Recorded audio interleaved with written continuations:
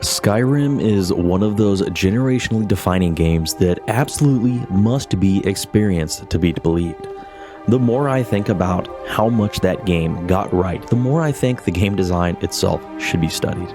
Not only was the world building simply unmatched for its time, but the soundtrack by Jeremy Soule would instantly make you nostalgic for a place and time you've never actually been to. I don't know about you, but if I hear 5 seconds of this wonderful music and see someone wandering through Skyrim, I immediately fire up the annual urge to go ahead and just get a new playthrough going.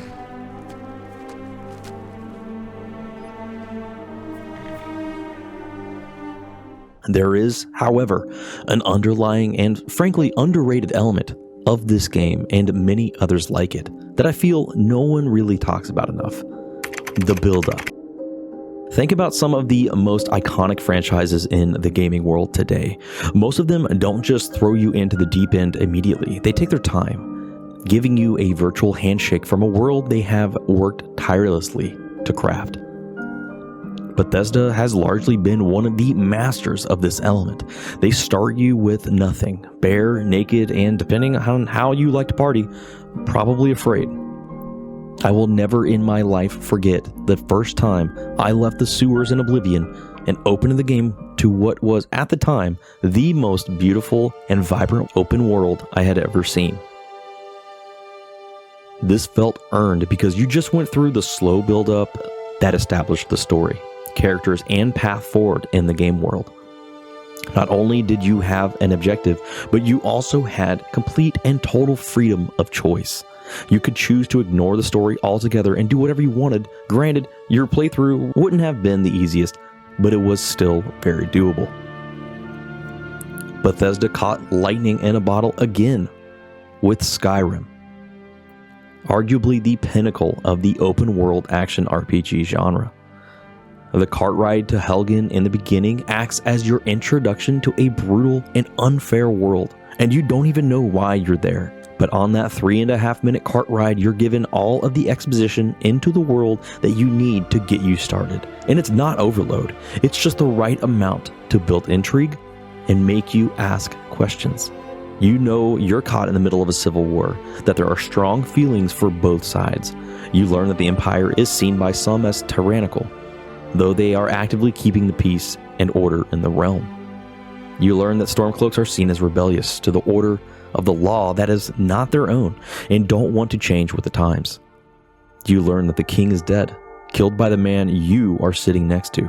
Why is he gagged and no one else is, you wonder. You find that Nords are deeply devoted to their gods and don't fear the afterlife. In fact, they relish in the idea of going to Sovngarde. In 3.5 minutes, through the conversations of others, you're immersed in a situation much larger than yourself. That is an introduction to a game. There are quite a few other games that have really nailed this slow burn buildup, and the thing I noticed about these games is the sheer staying power these titles have possessed over the years. Titles like Arma 3, for example, one that I have built this YouTube channel around, starts with a minute or so long newsreel with tons of exposition detailed within the visuals. The scrolling text, the voice of the newscaster, many of these things make no sense at first, but upon repeat playthroughs, your attention to detail is rewarded, and you'll notice more and more things that happen that make more sense. I love when games do this, exposition through these world events. It makes the game feel so very grounded, and indeed, this one is one of the most grounded in reality games you can get your hands on, even though it's a 12-year-old game. Once the newsreel is complete, you're placed as a young corporal deployed to an island where NATO forces are working to draw down. Through conversations of troops around you, you get a bystander vibe check where you learn your fellow troops are fed up with the assignment and want to rotate back. After that, your ride shows up and you're off viewing the beautiful landscape as the opening credits roll and your staff sergeant gives you a rundown on the situation. You're playing probably 20 or 30 minutes before you even pull a trigger because the game takes its time to build an operational world around you. Lots of players say they skip the campaign for one reason or another, and I think that is a huge mistake, and that they're robbing themselves of one of the best experiences this game has to offer. There are so many other incredible titles out there that carry on this same build-up element. And I would argue the ones that do include it and actually nail the execution have incredible amounts of staying power. Cyberpunk 2077 has weathered its own No Man's Sky arc, having a rather disastrous launch across the board, but has evolved into one of the darlings of the gaming world. Cyberpunk again opens you up with a world building of character creation, immersing you into Night City life and the dystopian future that the world has become. Now, obviously, there are tons of games out there that don't utilize this build-up element and are still wildly successful. You don't need a 5-minute cart ride to know what Factorio is all about, or what the goal in Helldivers 2 is. That game blasts you with managed democracy and the war to defend Super-Earth near constantly. And this satirical fervor has become the beacon all Helldivers have gathered around to stack endless hordes of enemies in the name of managed democracy. One need only look to the brain-dead writing in Starfield and over-reliance on procedural generation that's substituted for creativity to see why games like Skyrim are eternal. Games that are handcrafted from the ground up, every inch of the world lovingly molded to be an experience for the player to discover. Those games are truly endless and offer the greatest replayability.